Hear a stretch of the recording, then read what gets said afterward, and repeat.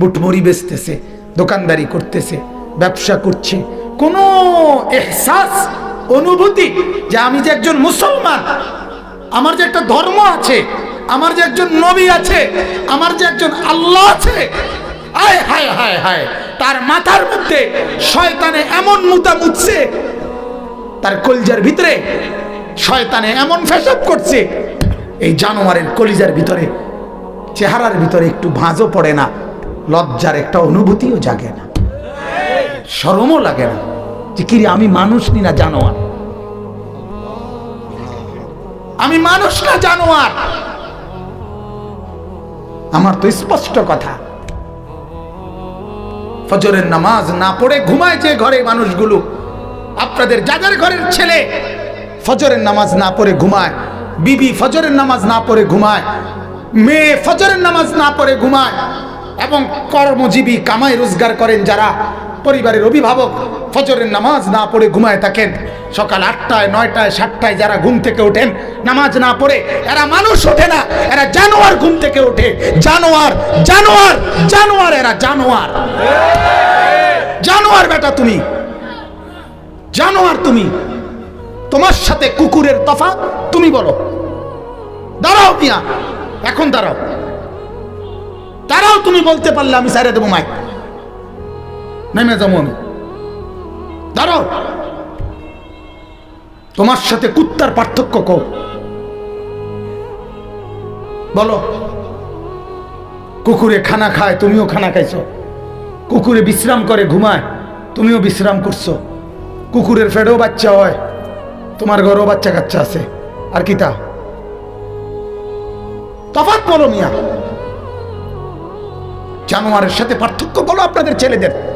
শিক্ষিত হইতেছে ছেলে, হে পড়ালেখা করে, হে বলে শিক্ষিত। কি শিক্ষিত মিয়া, কি শিক্ষিত? মালিক চিনে না যে সে শিক্ষিত কিভাবে? আরে মনিব চিনে না যে, বানানেওয়ালা চেনে না যে, সে শিক্ষিত কিভাবে হয়? মূর্খ তো এত মূর্খ হয় না বাজান।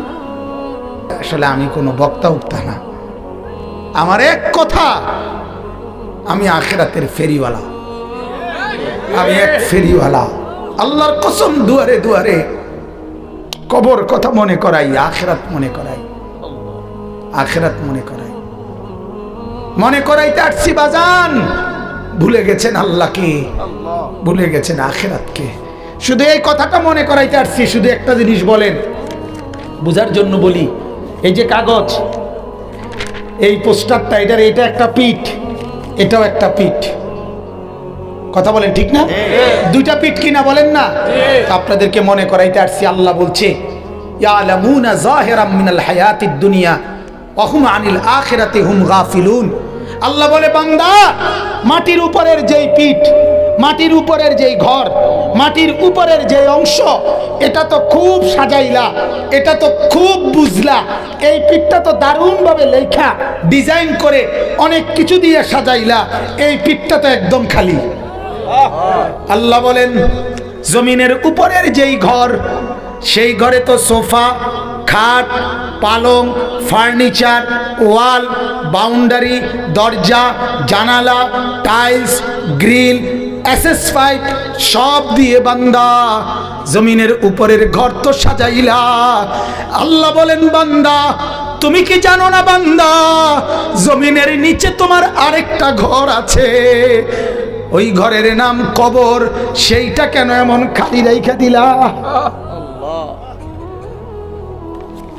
এ ঘর তো খুব সাজাইলা, এ ঘর কেন খালি রেখে দিলা বান্দা? এই পিঠে কেন কিছু নাই?